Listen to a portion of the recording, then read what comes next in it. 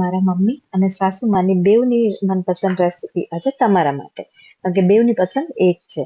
તો આજે હું એકદમ ઇઝી રીતે પરફેક્ટ માપ સાથેની અને એકદમ સરસ મજાનો જે ટ્રેડિશનલ ટેસ્ટ છે ને એ જ ટેસ્ટ સાથેની પરફેક્ટ લાપસી બનાવતા શીખવાડીશ, એકદમ છૂટી એવી. તો જે આજનું જનરેશન હશે અથવા તો જેને નથી આવડતી એ એકવાર આ વિડીયો જોશે ને તો 100% બનાવી શકશે. તો આજે હું તમને સિક્રેટ ટિપ્સ અને ટ્રીક આપીશ જેથી કરીને તમારી લાપસી પણ એકદમ પરફેક્ટ પહેલી વારમાં બને. તો જે લોકોને લાપસી બનાવતા નથી આવડતી એને માટે ખાસ હું એકદમ સરસ રીતે તમને એમ કહેવાય ને દુનિયાની ઇઝી રેસીપી લઈને આવી છું. તો એના માટે સૌથી પહેલા તો જાડા તળિયાવાળું વાસણ લેવાનું. જો તમારી પાસે ના હોય તો તમે નીચે તાવડી કે એવું રાખી શકો છો કે અથવા તો લોટી, જેથી કરીને થોડું તળિયું જાડું થઈ જાય. તો આ રીતે જાડા તળિયાવાળું વાસણ લઈ અંદર 1 ચમચી જેટલું ઘી લગાવવાનું તો તળિયે અને આજુબાજુ, જેથી કરીને લાપસી નીચે ચોંટશે નહીં. હવે માપમાં અહીંયા જે ઘઉંનો જાડો લોટ આવે છે ને એ મેં 2 વાટકી લીધેલો છે. અહીંયા હું તમને 1 વાટકીનું માપ સાથે પણ તમને ખબર પડે ને ઇઝી રીતે, એ રીતે મેં કીધું છે. તો અહીંયા 2 વાટકી ઘઉંનો જાડો લોટ, જે ભાખરીનો લોટ આવે છે એ લીધેલો છે, લાડવા લાપસીનો નહીં, એ વધારે પડતો જાડો આવશે. એટલે ભાખરીનો હોય ને મીડિયમ એ લોટ લેવાનો.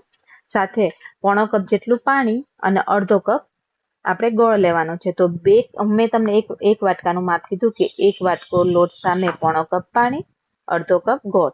અને 2 વાટકી લીધો તો 2 વાટકી સામે આપણે લેવાનું છે એ જ રીતે 1/4 કપ 2 વાર પાણી લેવાનું અને અડધો કપ ગોળ લેવાનું. આ તમને ઇઝી લાગે ને એટલા માટે મેં ભેગું નથી કર્યું, 2 વાટકી અલગ રાખી છે. એટલે તમે સિંગલ વાટકીનું માપ પણ ઇઝીલી લઈ શકો. એટલે સૌથી પહેલા ગેસ શરૂ કરી આપણે આજે 1/4 વાટકી 2 વાર થયું છે ને, એટલે કે 1/2 વાટકી પાણી એ નાખવાનું. પછી એની સાથે જ આપણે 1 કપ જેટલો ગોળ નાખવાનો છે. અહીંયા જો ફરી તમને કહું કે મેં 2 વાટકીનું માપ લીધું છે એટલે હું એ રીતે 2 વાર બોલું છું. તમે સિંગલ વાટકી માટે કરશો ને તો એ રીતે લેજો. અને કોઈ પણ વાટકી ઘરમાં રહે એને સેટ કરી દેવાની, પરફેક્ટ બનશે. હવે એને ઉકળવા દેવાનું છે પાણીને, અને એની અંદર 1 ચમચી જેટલું તેલ નાખવાનું છે. હવે આ પાણી એકદમ ધીરા ગેસે ઉકળવા દઈએ અને એ પછી આપણે તૈયારી કરવાની છે. તો આ રીતે એક ત્રાસ લેવાનો કે કથરોટ, તમે જે કહો એ, એની અંદર 2 વાટકી આપણે લોટ લીધેલો છે અને 2 ચમચી જેટલું તેલ લેવાનું છે. તેલથી એનું મોણ આપવાનું છે. તો કઈ રીતે? એ આ રીતે. તો પહેલા તો છે ને લોટ અને તેલને એકદમ સરસ રીતે મિક્સ કરી દેવાનું છે. આ પ્રોસેસ કરતા ટાઈમ નહીં લાગે. જ્યાં સુધીમાં પાણી ઉકળે ને ત્યાં સુધી આપણે આ પ્રિપરેશન કરવાની. તો ધીરો ગેસ રાખ્યો છે. અને જો જલ્દી લાપસી બને એના માટે હું આ જે ત્રાસ છે ને એ તપેલી ઉપર મૂકી દઉં છું. ગેસની ફ્લેમ અત્યારે મીડિયમ છે, એટલે તપેલી ગરમ હશે એટલે ઉપરનો લોટ પણ સરસ રીતે ગરમ થવા જ લાગશે. અને આ રીતે હાથેથી એને છૂટા પાડવાના, એટલે કે મોણ આપીને આ રીતે મસળતું જવાનું છે લોટને, અને આ રીતે પાથરી દેવાનો, જેથી કરીને લોટ એકદમ સરસ રીતે ગરમ થઈ જશે. એટલે લોટને ચડતા બિલકુલ ટાઈમ નહીં લાગે. જ્યાં સુધી પાણી ગરમ થશે આ રીતે હાઈ ફ્લેમ પર, ત્યાં સુધી આપણો ઉપર લોટ પણ સરસ ગરમ થઈ ગયો હશે. તો આ એક બહુ ઇઝી રીત છે, તો આ રીતે કરજો. હવે આપણે પાણી ઉકળતા 4 મિનિટ જેવો ટાઈમ લાગશે. મેં અત્યારે હાઈ ફ્લેમ જ રાખી છે. લોટ જ્યારે આપણે મોણ નાખ્યું ને ત્યારે આપણે મીડિયમ ટુ લો ફ્લેમ રાખી હતી. પછી હાઈ ફ્લેમ પર આને 4 મિનિટ માટે થવા દેવાનું. લોટ સરસ ગરમ થઈ ગયો છે એકદમ. અને પાણી જેટલું હતું ને એનાથી થોડું અડધું થઈ જશે, એટલે કે થોડું ઓછું થઈ જશે. એકદમ અડધું નહીં પણ થોડું ઓછું. એ ટાઈમે જ તમારે આ રીતે લોટ છૂટો પાથરવાનો છે. તો કઈ રીતે? તો જો આ રીતે કાં તો 2 હાથે અથવા તો 1 હાથે સીધો નથી નાખી દેવાનો, આ રીતે બધી જગ્યાએ પાથરવાનો છે. પાણીવાળો ભાગ દેખાય ને એને આપણે ઢાંકી દઈશું લોટથી, આ રીતે.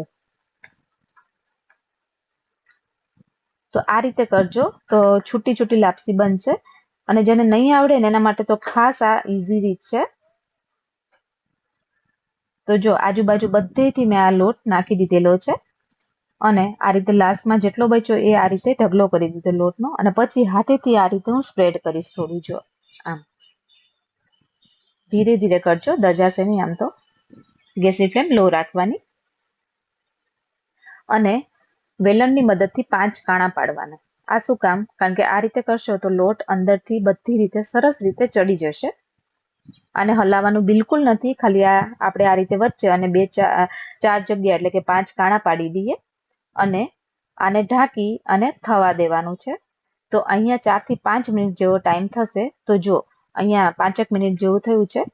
લોટને જોઈ લઈએ તો જો આ તમને દેખાય છે, ઓલો કાણા છે ને બુરાવા મળે એવું લાગે, એટલે કે પાણી ઓછું થઈ ગયું છે એકદમ.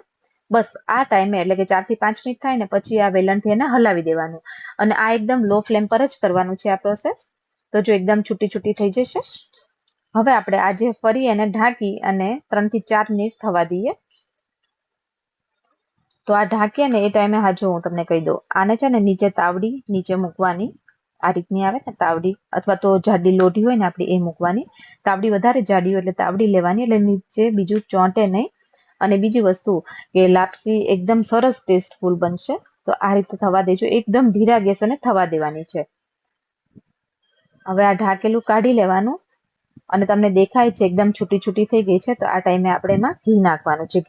ઘીનું પ્રમાણ થોડું આગળ પડતું હોય છે લાપસીમાં, એના વગર તો સરસ નહીં લાગે બિલકુલ. એટલે ઘી વધારે પ્રમાણમાં નાખજો, એકદમ ટેસ્ટી ને સોફ્ટ એવી, એટલે મોઢામાં મૂકીએ ને ત્યાં જ ગળે ઉતરી જશે એવી લાપસી બનશે. હવે ઘી નાખી એને આ રીતે હલાવી દેવાનું. આ બિલકુલ ચીકણી નહીં થાય અને એકદમ દાણો છૂટો છૂટો થશે. તો આ સરસ રીતે હલી જાય ને, તો જો આપણે સરસ રીતે હલાવી દીધેલી છે, હાથમાં પકડીએ તો જુઓ એકદમ છૂટી છૂટી બની છે. હવે આને ઢાંકવાનું નથી, પણ શું ઢાંકવાનું, આ રીતે કપડું ઢાંકવાનું, ગેસની ફ્લેમ બંધ કરી દેવાની. હવે આ કપડું ઢાંકશો ને એટલે વરાળ નહીં વળે. જો કોઈ બી ઢાંકણ ઢાંકશો ને એટલે વરાળ વળશે ને પાણી અંદર જશે, એટલે લાપસી આ રીતે છૂટી છૂટી નહીં થાય, ભેગી થઈ જશે. તો આ રીતે કપડું ઢાંકીને 5 થી 7 મિનિટ રાખજો.